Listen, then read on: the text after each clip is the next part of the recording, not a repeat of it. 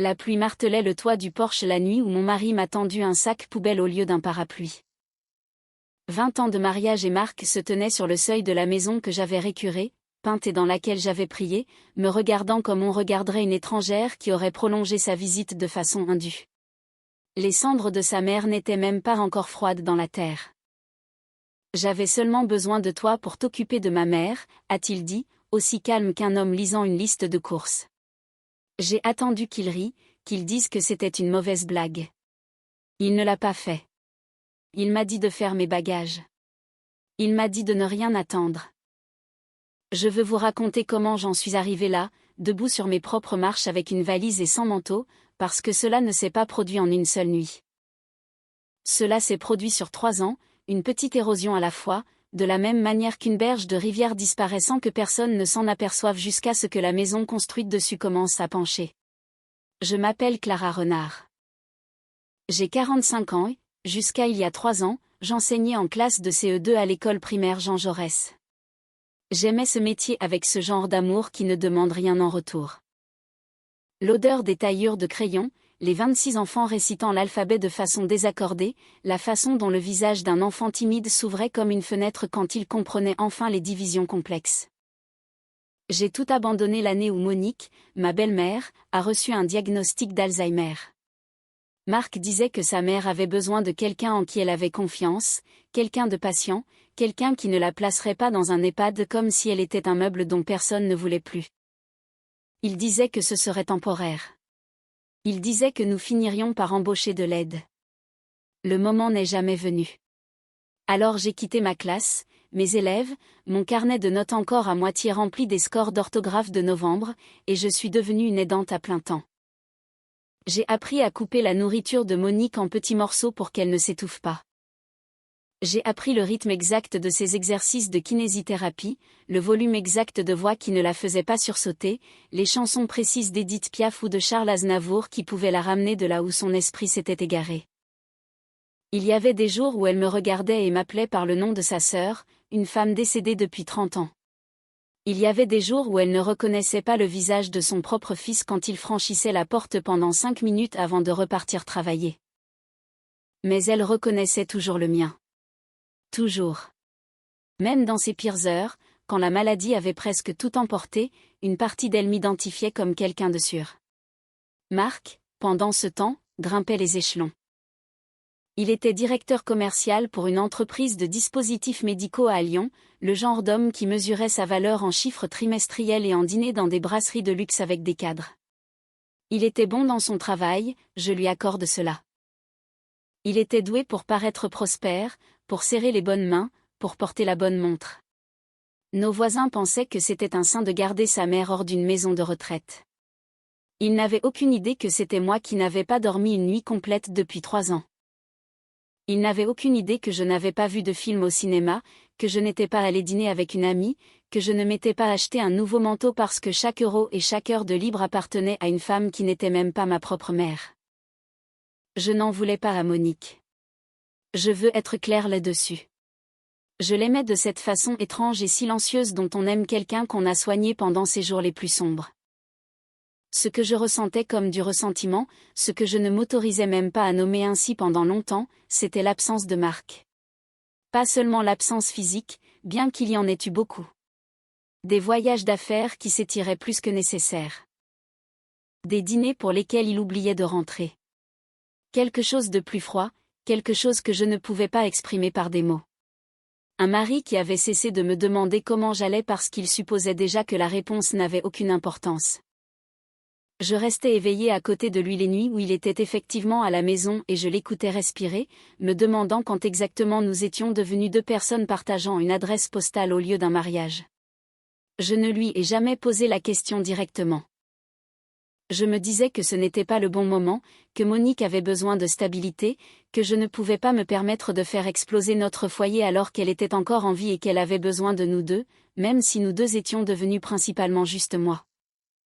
En y repensant maintenant, je pense qu'une petite partie silencieuse de moi savait déjà comment cela se terminerait.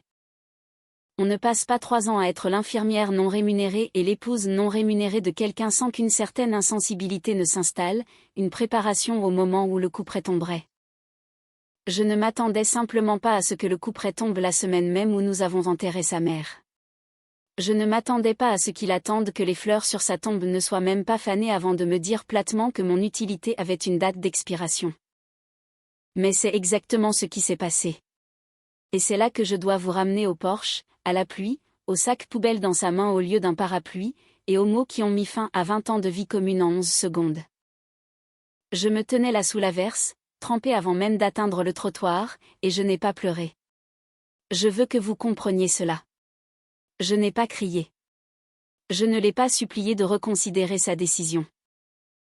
J'ai juste ramassé ma valise et j'ai marché parce qu'une partie de moi, une partie qui avait discrètement rassemblé des preuves pendant 3 ans, savait déjà que je ne perdais pas une maison cette nuit-là. Je quittais enfin un endroit que je n'avais jamais vraiment possédé. Mon téléphone a vibré dans ma poche alors que j'atteignais le bout de l'allée. Un SMS d'un numéro que je ne reconnaissais pas. Clara, ne quitte pas la ville. Monique a laissé quelque chose uniquement pour toi. 3 semaines avant la mort de Monique, elle a eu une de ces rares matinées où le brouillard s'est levé presque complètement, et pendant quelques heures, elle est redevenue entièrement elle-même. Je m'en souviens si clairement parce que ces matinées étaient devenues si rares que j'avais appris à les chérir comme on chérit les derniers jours de chaleur avant l'hiver. Je lui lisais un vieux livre de poche, Les 4 filles du docteur Marsh, l'un de ses préférés d'enfance, quand elle a tendu la main et a posé la sienne sur la mienne. Sa prise était fragile mais ferme. Clara, a-t-elle dit, et il n'y avait rien de flou dans la façon dont elle a prononcé mon prénom, aucune hésitation, aucune recherche. Promets-moi quelque chose. J'ai posé le livre et je lui ai dit n'importe quoi.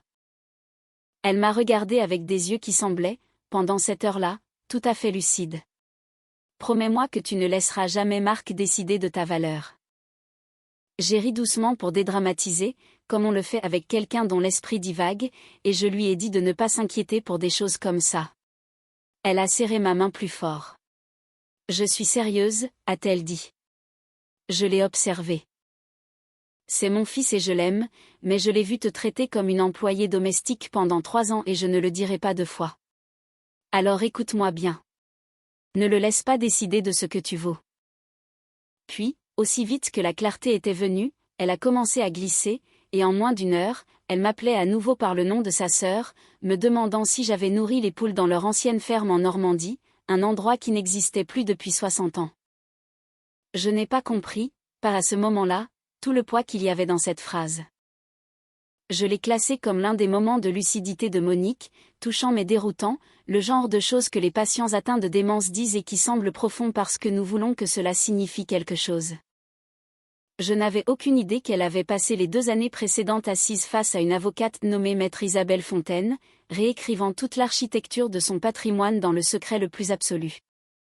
Pendant ces dernières semaines, Marc est devenu plus distant que je ne l'avais jamais connu. Il voyageait constamment, ou prétendait le faire. Son téléphone, qui restait d'habitude face contre terre sur le comptoir de la cuisine, commençait à rester dans la poche de sa veste, vibrant contre sa poitrine au dîner, moment auquel il s'excusait pour aller dans le garage prendre un appel professionnel. J'ai remarqué le prénom Léa apparaître sur son écran de verrouillage plus d'une fois. Léa Carter, une collègue de son bureau, quelqu'un que j'avais rencontré exactement 2 fois lors de fêtes d'entreprise, quelqu'un qui me souriait toujours un peu trop longtemps, comme si elle calculait quelque chose. J'ai remarqué. Je veux être honnête avec vous. J'ai remarqué et je n'ai rien dit. Je n'ai pas vérifié son téléphone. Je ne l'ai pas suivi au garage pour coller mon oreille contre la porte. Je me disais que j'étais trop fatiguée pour me battre, trop consumée par le fait de retourner Monique toutes les 2 heures pour qu'elle ne développe pas d'escarre, trop épuisée pour avoir le genre de confrontation qui ferait voler en éclats la structure qui maintenait encore notre maison debout. Certaines femmes appelleraient cela de la faiblesse. J'appelle cela du triage de survie. On ne peut porter qu'un certain poids avant de devoir poser quelque chose, et j'ai choisi, pour ces dernières semaines, de poser mes soupçons afin de pouvoir porter Monique à la place. Elle est partie un mardi matin au début du printemps avec la fenêtre entr'ouverte parce qu'elle avait toujours aimé l'odeur de la pluie, et avec ma main serrée dans la sienne, exactement comme cela avait été le cas pendant 3 ans de matin. Elle n'a pas lutté. Sa respiration a simplement ralenti, puis s'est arrêtée comme une marée qui se retire pour la dernière fois. Je suis restée assise avec elle pendant presque 20 minutes avant d'appeler qui que ce soit parce que je n'étais pas prête à laisser le monde revenir dans la pièce. Quand Marc est enfin arrivé 45 minutes après que je l'ai appelé, sentant encore légèrement une odeur de restaurant que je ne reconnaissais pas, il s'est tenu au pied du lit et a regardé le corps de sa mère avec une expression que je ne peux décrire que comme de la contrariété. Pas de larmes, pas d'effondrement, juste une longue expiration comme un homme soulagé d'un conflit d'emploi du temps. Je me suis dit que le deuil est différent pour chacun. Je me suis dit qu'il était sous le choc. Mais quelque chose en moi, un observateur silencieux qui surveillait notre mariage d'un peu plus loin depuis des années, a classé ce moment lui aussi, à côté du téléphone vibrant contre sa poitrine, à côté des voyages d'affaires qui ne collaient pas tout à fait. À côté de la main de Monique serrant la mienne avec une force qui n'aurait plus dû être là. Les funérailles ont été simples, dignes, exactement le genre de cérémonie sobre que Monique aurait voulu. Marc a prononcé un court éloge funèbre poli qui semblait avoir été écrit par quelqu'un qui avait lu des choses sur le deuil plutôt que de l'avoir ressenti. Les voisins ont offert des plats et des condoléances. Je me tenais au bord de la tombe dans une robe noire que je n'avais pas portée depuis l'enterrement de ma propre mère, et je me sentais étrangement calme, le calme d'une femme qui a déjà pleuré toutes les larmes de son corps en privé, seule à 2 heures du matin, au cours de 3 longues années. Ce n'est qu'après le départ du dernier invité, après que Marc soit retourné à l'intérieur pour se servir un verre, que mon téléphone a sonné. J'ai failli ne pas répondre. Je ne reconnaissais pas le numéro et j'étais épuisée jusqu'à la moelle, mais quelque chose m'a dit de décrocher. Madame Renard, a dit la femme à l'autre bout du fil, d'une voix posée et professionnelle. Je m'appelle Isabelle Fontaine. J'étais l'avocate de votre belle-mère. Elle m'a donné des instructions très spécifiques d'attendre exactement 7 jours après ses funérailles avant de vous contacter. Il y a eu une pause et j'entendais des bruits de papier à l'autre bout de la ligne. Il y a des choses que vous devez savoir, Clara. Des choses que Monique a préparées bien avant de tomber malade. Je vous rappellerai dans 7 jours. La ligne a coupé avant que je ne puisse poser la moindre question. Les 7 jours suivant les funérailles de Monique se sont passés comme un souffle retenu. Je n'ai pas mentionné l'appel de Maître Fontaine à Marc. Je me disais que j'attendais qu'elle rappelle avant de dire quoi que ce soit, mais pour être honnête, mon instinct, celui-là même qui répertoriait chaque petite trahison depuis des mois, me disait de garder cela pour moi encore un peu. Le 7e jour, j'ai enfin trouvé le courage de dire à Marc que je voulais reprendre les saignements. J'y avais pensé dès le décès de Monique, une petite étincelle de mon ancien moi revenant à la vie pour la première fois en 3 ans. J'ai abordé le sujet au dîner avec hésitation, comme on teste l'épaisseur de la glace avant d'y mettre tout son poids. Je lui ai dit que l'école Jean Jaurès avait un poste vacant pour le semestre d'automne, que mon ancienne directrice m'avait contacté quand elle avait appris pour Monique, que je pensais que ce serait bien pour nous deux de retrouver une certaine normalité. Marc a posé sa fourchette très délibérément. Il m'a regardé comme on regarderait quelqu'un qui vient de suggérer quelque chose de légèrement ridicule. Les saignements, a-t-il répété comme si le mot lui-même avait un mauvais goût. Il a dit que j'avais été hors des salles de classe pendant 3 ans, que l'éducation nationale avait évolué sans moi, que j'aurais de la chance s'il me laissait corriger des copies, sans parler de gérer une classe de CE2. Il a dit cela avec un petit rire condescendant que j'avais entendu plus de fois au fil des ans que je ne voulais l'admettre, un rire qui me faisait toujours me sentir toute petite. Je lui ai dit que je voulais essayer quand même. C'est alors que son visage a changé et j'ai vu 20 ans de politesse soigneusement entretenue s'évaporer d'un coup. « Tu veux essayer ?» a-t-il dit. « Clara, j'avais seulement besoin de toi pour t'occuper de ma mère. » Il l'a dit platement, comme on énonce une vérité sur la météo. Je suis restée assise là, la fourchette figée à mi-chemin de ma bouche, attendant qu'il adoucisse ses propos, qu'il s'explique, qu'il me dise qu'il ne pensait pas ce qu'il venait de dire. Il ne l'a pas fait. Il a continué, sa voix montant avec quelque chose qui s'était clairement accumulé depuis longtemps.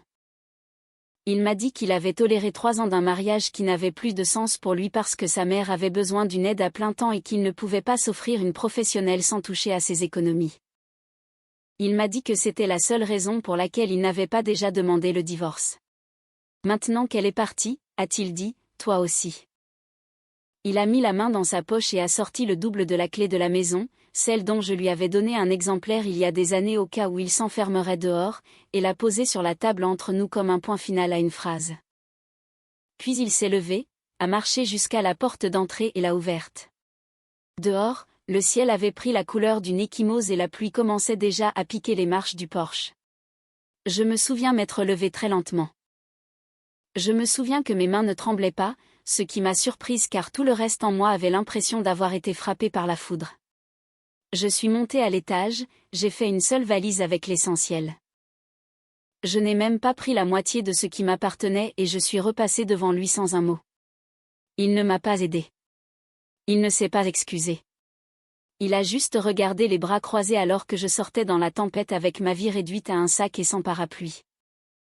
Personne ne m'a arrêté pendant la marche jusqu'à l'hôtel à 3 pâtés de maison, celui avec l'enseigne lumineuse clignotante devant lequel j'étais passé 100 fois sans jamais vraiment le voir. Personne ne m'a proposé de m'emmener. Je n'avais encore prévenu aucun ami ni membre de ma famille parce que je ne savais sincèrement pas comment dire les mots à haute voix. 20 ans et je marchais sous un orage avec une valise comme une femme ayant la moitié de mon âge fuyant un mauvais premier rendez-vous. J'ai pris une chambre qui sentait légèrement l'eau de Javel et la vieille moquette, je me suis assise sur le bord d'un lit qui n'était pas le mien et j'ai enfin laissé tout le poids de ce qui venait de se passer s'abattre sur moi. Je n'ai pas pleuré, pas tout de suite.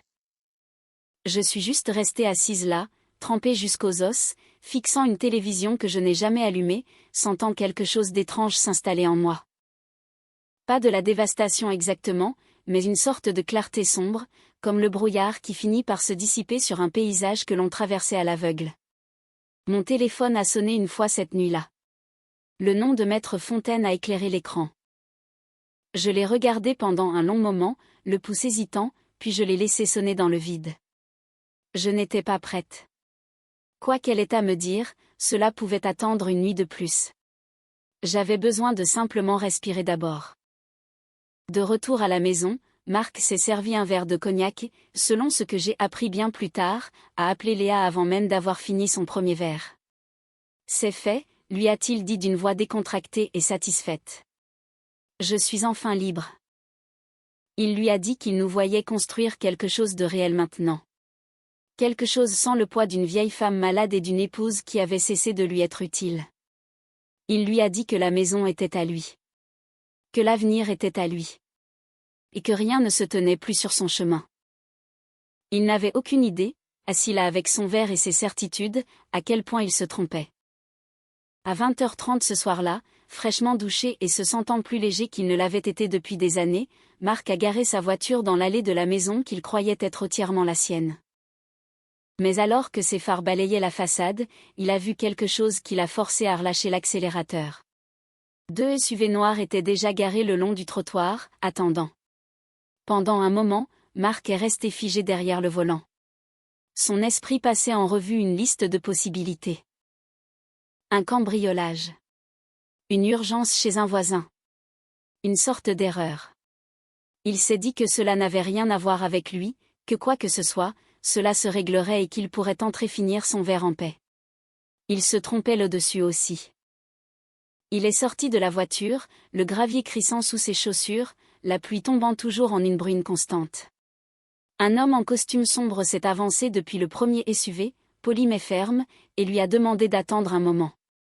La confusion de Marc s'est transformée en irritation. L'irritation particulière d'un homme habitué à donner des ordres plutôt qu'à en recevoir. « C'est ma maison », a-t-il dit. « Qui êtes-vous exactement ?» C'est alors qu'Isabelle Fontaine est sortie du second véhicule, un dossier en cuir glissé sous le bras, l'expression calme de quelqu'un qui a fait cela de nombreuses fois auparavant et ne ressent aucun besoin de se presser. Elle s'est présentée. Elle lui a dit qu'elle était l'avocate de Monique depuis plusieurs années et qu'elle était là pour exécuter formellement les termes de la succession.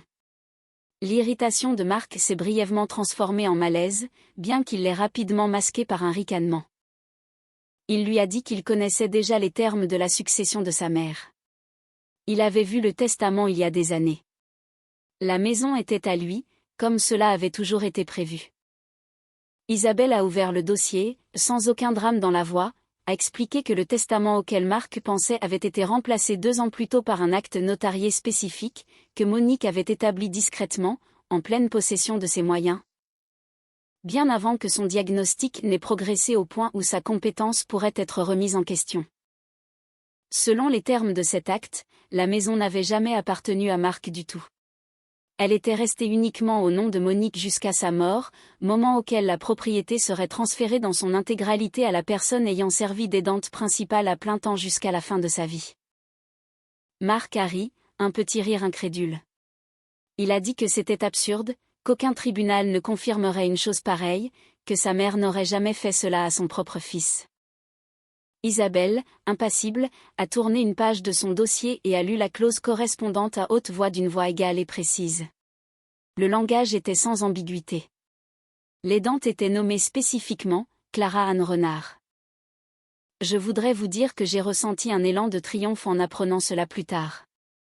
Une satisfaction vengeresse à voir la certitude de mon mari s'effondrer dans sa propre allée. Mais quand Isabelle m'a raconté l'histoire après coup autour d'un café dans son bureau, ce que j'ai ressenti était quelque chose de plus calme et de plus lourd. La réalisation que Monique avait passé ces dernières années lucides à me construire discrètement une bouée de sauvetage, à la coudre en secret, parce qu'elle savait bien avant que je me l'avoue de quoi son fils était capable. La voix de Marc s'est élevée dans l'allée cette nuit-là, selon la voisine qui m'a raconté plus tard avoir observé toute la scène depuis sa fenêtre, la main sur la bouche. Il a dit à Isabelle que c'était insensé, qu'il contesterait cela, qu'aucun morceau de papier n'allait lui retirer la maison de son enfance.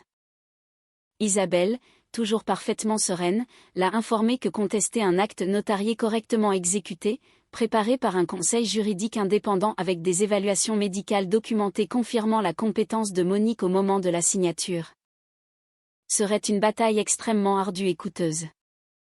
Elle lui a ensuite remis un avis formel. Il avait 48 heures pour évacuer les lieux.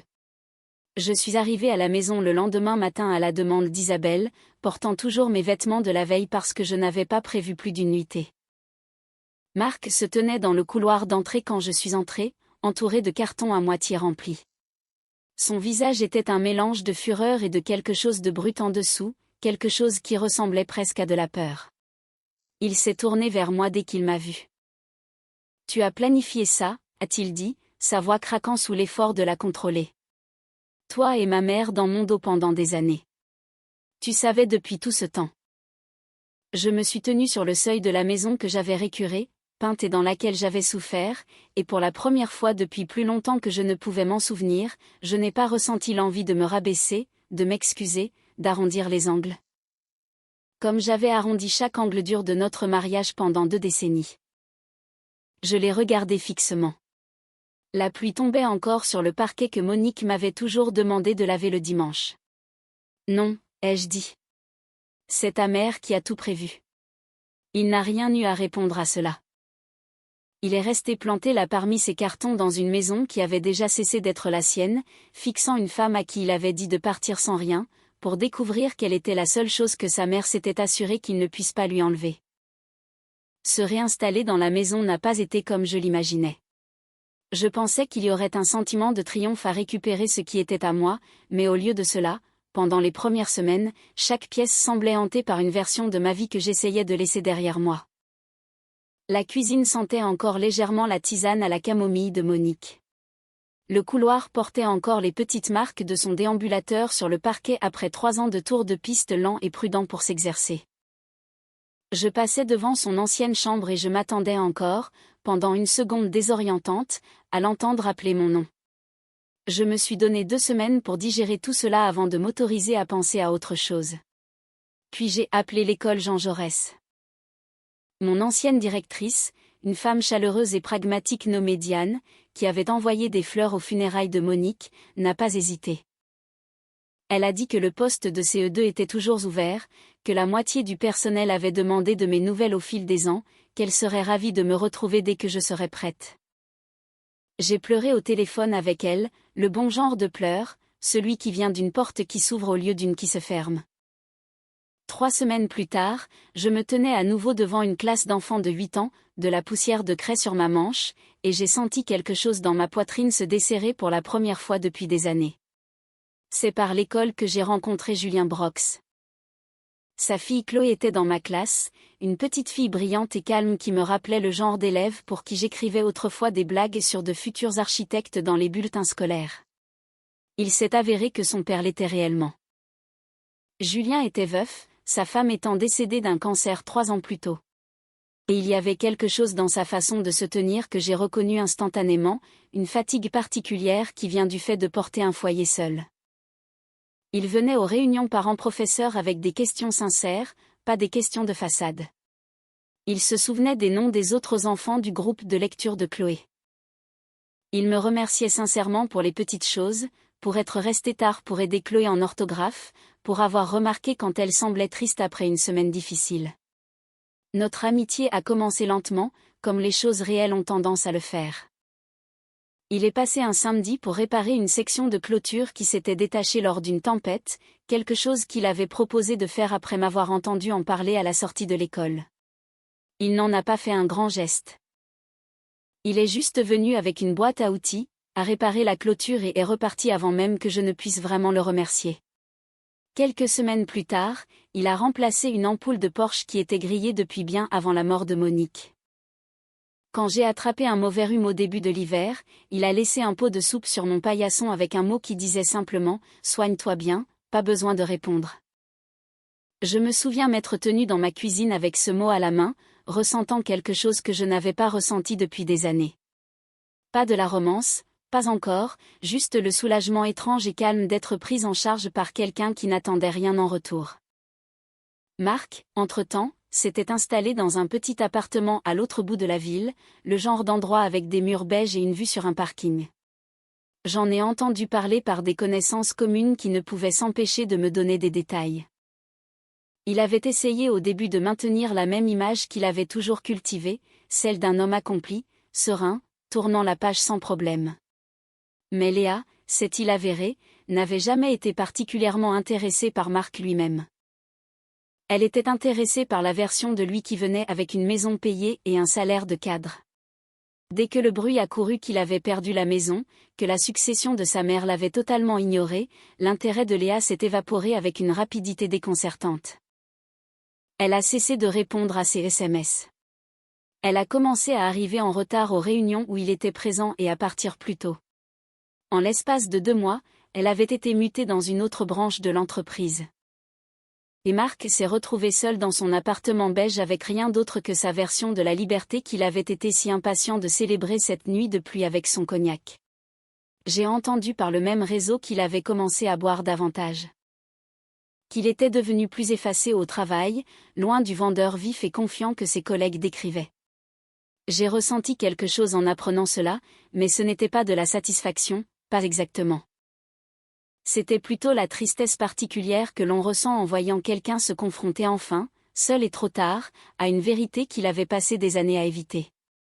Pendant ce temps, ma vie continuait de se reconstruire tranquillement. J'ai recommencé à dormir des nuits complètes. J'ai recommencé à rire de choses simples sans me sentir immédiatement coupable de m'amuser. Julien et moi avons commencé à prendre des cafés après les sorties d'école. Rien d'officiel, juste 2 adultes fatigués comparant leurs vies étranges et bouleversées. Il n'a jamais forcé les choses. Il ne m'a jamais fait sentir que je lui devais quoi que ce soit pour sa gentillesse, ce qui, après 20 ans d'un mariage construit sur l'obligation, ressemblait à un miracle. C'était un mardi soir, presque 5 mois après cette nuit de pluie sur le porche, quand mon téléphone a sonné et que le nom de Marc est apparu sur l'écran pour la première fois depuis la confrontation dans l'allée. J'ai laissé sonner 2 fois avant de répondre, surtout par surprise. Sa voix, quand j'ai décroché, semblait plus fragile que dans mes souvenirs, dépouillée de son assurance habituelle. « Clara » a-t-il dit. « Est-ce qu'on peut parler ?» J'ai accepté de le voir surtout par curiosité et en partie parce qu'une vieille partie de moi, usée, sentait encore que je devais à ses 20 ans la courtoisie d'une dernière conversation. Nous nous sommes retrouvés dans un petit café à mi-chemin entre nos 2 vies, le genre d'endroit avec des banquettes en sky craquelées et du café qui coule à volonté. Marc avait changé. Plus mince, un peu plus gris sur les tempes, habillé moins soigneusement que je ne l'avais jamais vu. Il avait toujours été un homme qui repassait ses propres chemises avant les conversations importantes. Ce soir-là, son col était légèrement froissé et ce petit détail m'en disait plus que tout ce qu'il allait pouvoir dire. Il a commencé par des excuses, le genre d'excuses qui sortent d'un trait après des mois à les avoir répétées seul dans un appartement vide. Il a dit qu'il avait été sous une pression énorme ces dernières années, le travail, la maladie de sa mère, l'argent, des soucis dont il ne m'avait jamais parlé. Il a dit que le deuil l'avait rendu cruel d'une manière qu'il n'avait pas reconnue avant qu'il ne soit trop tard pour faire machine arrière. Il a tendu la main sur la table à un moment comme s'il allait prendre la mienne, puis a semblé se raviser et s'est retiré. Je l'ai laissé finir. Je ne l'ai pas interrompu, je n'ai pas adouci mon expression pour lui faciliter la tâche, je ne lui ai pas offert le réconfort que j'aurais pu donner gratuitement il y a 20 ans. Quand il a eu terminé, je lui ai posé une seule question, la seule qui comptait encore pour moi. Quand exactement as-tu cessé de m'aimer? Il a ouvert la bouche, puis l'a refermée. Il a fixé son café comme si la réponse pouvait être écrite dans la vapeur qui s'en échappait. Il a essayé plusieurs fois de commencer une phrase et a abandonné à chaque fois à mi-chemin. En le regardant lutter, j'ai compris quelque chose que je n'avais pas pleinement accepté auparavant. Ce n'était pas qu'il avait cessé de m'aimer à un moment précis, un instant que je pourrais identifier et pleurer proprement. C'était qu'il n'avait jamais vraiment su comment aimer, pas de la façon qui compte, pas de la manière quotidienne, sans éclat et sans récompense, que l'amour exige réellement. Il avait aimé l'idée d'une épouse dévouée comme il aimait son titre professionnel, comme quelque chose qui donnait une bonne image de lui, pas comme quelque chose qui exigeait qu'il soit présent pour une autre personne quand ce n'était pas pratique. Je n'ai rien dit de tout cela à voix haute. Je n'en avais plus besoin. J'ai juste senti le dernier fil d'obligation que je portais sans même m'en rendre compte se relâcher doucement. Julien est arrivé quelques minutes plus tard, pile à l'heure, car nous avions prévu d'aller voir un film ce soir-là, et il avait proposé de passer par le café pour que je n'aie pas à rester seule sur le parking après. Il n'est pas entré et n'a pas fait de scène. Il a simplement attendu près de sa voiture sur le parking, visible à travers la vitrine du café, patient de cette façon particulière qui m'était devenue si familière. Marc l'a vu. J'ai vu quelque chose changer sur son visage, pas de la jalousie exactement, quelque chose qui ressemblait à une prise de conscience lente et amère. Pour la première fois de sa vie, Marc comprenait ce que cela faisait d'être celui qui attend dehors pour quelqu'un qui a déjà avancé sans lui. Il m'a demandé doucement, presque en suppliant, s'il y avait une chance que nous puissions essayer de nouveau, repartir à zéro. Il a dit qu'il avait changé, que le fait de tout perdre lui avait appris des choses qu'il aurait dû apprendre il y a des décennies. J'ai cru, à ce moment-là, qu'il pouvait être sincère. Mais vouloir quelque chose et avoir gagné le droit de le demander sont deux choses très différentes, et j'avais passé assez de temps dans ma vie à confondre les deux. J'ai déjà passé 20 ans à prouver mon amour, lui ai-je dit en récupérant mon manteau sur le dossier de la banquette. Je ne passerai pas 20 autres années à prouver ma valeur. Je l'ai dit sans colère, sans mise en scène, de la façon dont on énonce une vérité que l'on finit par connaître comme un fait établi. Il n'a pas discuté. Je pense qu'une partie de lui s'attendait exactement à cette réponse, même s'il en espérait une autre. Je l'ai laissé là dans sa banquette, fixant son café refroidi, et je suis sortie rejoindre Julien. Il n'a pas demandé ce qui s'était passé. Il a juste ouvert la portière pour moi comme il le faisait toujours et a laissé le silence entre nous être confortable au lieu d'exiger une explication. 3 jours plus tard, mon téléphone a sonné à nouveau, mais cette fois c'était Isabelle Fontaine, pas Marc. Sa voix était plus douce que d'habitude, moins professionnelle. Elle m'a dit qu'il restait un dernier élément des affaires de Monique à régler. Une lettre scellée que Monique avait laissée spécifiquement pour moi avec l'instruction qu'elle ne soit livrée qu'une fois les questions de succession entièrement résolues et qu'assez de temps se soit écoulé pour que je puisse la lire sans que le chaos juridique ne vienne brouiller mon esprit.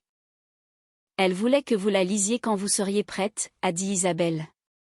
Je pense que ce moment est venu. J'ai lu la lettre de Monique seule, assise à la table de la cuisine où je lui avais donné 1000 petites cuillères de soupe pendant 3 longues années, dans la lumière de fin d'après-midi d'un dimanche qui semblait, avec le recul, avoir été choisi pour moi. Isabelle avait déposé l'enveloppe le matin même, scellée avec l'écriture soignée et démodée de Monique sur le devant. Juste mon nom, rien d'autre. Je suis restée assise avec l'enveloppe fermée pendant presque 1 heure avant de trouver enfin le courage de rompre le sceau.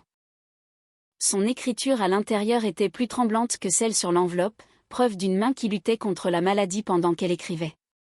Elle me disait qu'elle avait su bien avant que son diagnostic ne s'aggrave quel genre d'homme son fils était devenu. Elle disait que le voir me traiter comme il l'avait fait pendant ces années avait brisé quelque chose en elle dont elle n'avait jamais parlé à personne, pas même à son avocate, pas même dans le secret de son propre journal.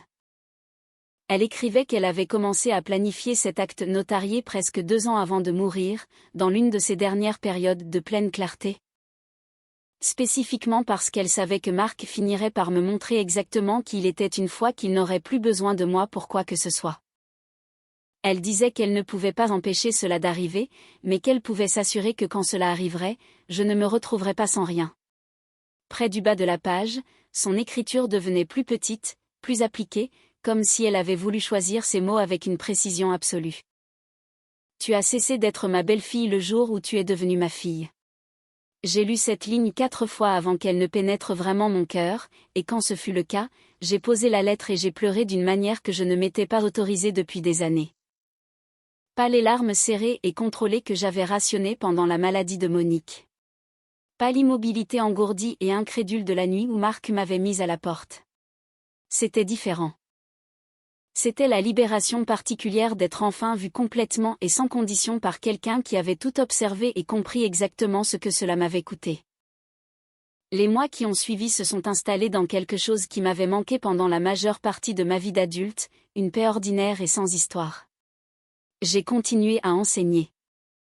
Ma classe s'est remplie à nouveau de ce petit chaos qui m'avait tant manqué, les tests d'orthographe, les genoux écorchés, la fierté particulière de voir un lecteur en difficulté déchiffrer sa première phrase complète. Julien et moi avons continué à construire ce que nous avions commencé, lentement et honnêtement, sans urgence, sans que l'un de nous n'ait besoin de l'autre pour combler un vide désespéré. Chloé a commencé à m'appeler par mon prénom au lieu de maîtresse Clara, ce qui ressemblait à sa façon à être accueillie quelque part. Il m'a demandé en mariage un mardi soir dans mon jardin, parmi tous les endroits parfaits et sans artifice, alors que nous débarrassions après un simple dîner avec Chloé. Il n'y a pas eu de discours élaboré, pas de réservation au restaurant, pas de foule de spectateurs filmant pour les réseaux sociaux. Il a posé un genou à terre à côté du jardin que Monique aimait tant me regarder soigner depuis sa fenêtre, et il a ouvert une petite boîte contenant une bague modeste qui avait appartenu à sa défunte épouse. C'était la suggestion de Chloé elle-même, m'a-t-il dit plus tard, parce qu'elle disait que sa mère aurait voulu que quelqu'un de gentil la porte et qu'elle pensait que j'étais la personne la plus gentille qu'elle connaisse. J'ai dit oui avant même qu'il ne termine sa question. Je n'ai croisé Marc qu'une seule fois après cela, par accident, plusieurs mois plus tard. J'étais dans le jardin avec Julien un samedi après-midi, nous rions tous les deux pour une broutille oubliable, quand j'ai remarqué une voiture ralentir dans la rue devant la maison. C'était celle de Marc, plus vieille maintenant, un peu plus usée, tout comme l'homme derrière le volant. Il n'est pas sorti. Il n'a pas fait de signe de la main. Il est juste resté là un long moment à me regarder rire dans un jardin qui avait été le sien, debout à côté d'un homme qui me regardait comme lui ne l'avait jamais fait. Puis, sans un bruit, il a redémarré et est parti. Je ne sais pas exactement ce qui lui est passé par la tête à ce moment-là et j'ai cessé d'essayer de le deviner. Je sais seulement que ce qu'il a perdu ce jour-là n'était pas la maison, ni même le mariage. C'était la dernière chance de comprendre ce que signifie être aimé par quelqu'un qui reste pleinement et sans condition longtemps après que cela cesse d'être pratique. Je pense souvent à Monique, surtout dans les moments calmes où je m'occupe du jardin qu'elle aimait, en entendant une vieille chanson de sa génération à la radio, ou en regardant Chloé lire un livre avec la même concentration méticuleuse que Monique avait autrefois. Je pense à sa main serrant la mienne, me disant de ne laisser personne d'autre décider de ma valeur. Et je comprends maintenant qu'elle ne faisait pas que réconforter une aidante fatiguée dans un moment de lucidité. Elle me transmettait la vérité qu'elle avait apprise trop tard dans sa propre vie, essayant de s'assurer que je ne l'apprenne pas de la même manière. Pendant 20 ans, j'ai cru que l'amour signifiait le sacrifice, donner jusqu'à ce qu'il ne reste plus rien, et appeler cela de la dévotion. Ce n'est pas le cas. L'amour, c'est être valorisé pendant que vous êtes encore là, et non être regretté ou recevoir des excuses une fois que vous êtes déjà parti. Cette histoire nous rappelle avec force que notre valeur ne dépend jamais de la façon dont les autres choisissent de nous traiter, même après des décennies de vie commune. Le dévouement de Clara auprès de Monique montre la noblesse de ceux qui prennent soin des plus vulnérables, mais souligne aussi le danger de s'oublier soi-même dans une relation à sens unique. La justice finale rendue par Monique à travers son testament secret n'est pas seulement un gain matériel, c'est une reconnaissance posthume de la dignité et du sacrifice de Clara. C'est un message d'espoir pour tous ceux qui se sentent invisibles dans leur propre foyer. Parfois, la fin d'un chapitre douloureux est la condition nécessaire pour découvrir un amour authentique et respectueux. La sagesse de Monique, transmise dans sa lettre finale, est un héritage bien plus précieux que les murs d'une maison, c'est le droit de se sentir entière et respectée. Que feriez-vous si, après 20 ans de mariage, vous découvriez que votre partenaire ne vous voyait que comme une commodité ? Pensez-vous qu'une personne puisse réellement changer après avoir commis une trahison aussi profonde que celle de Marc ? Partagez vos réflexions en commentaire et n'oubliez pas de vous abonner pour d'autres récits de vie inspirants.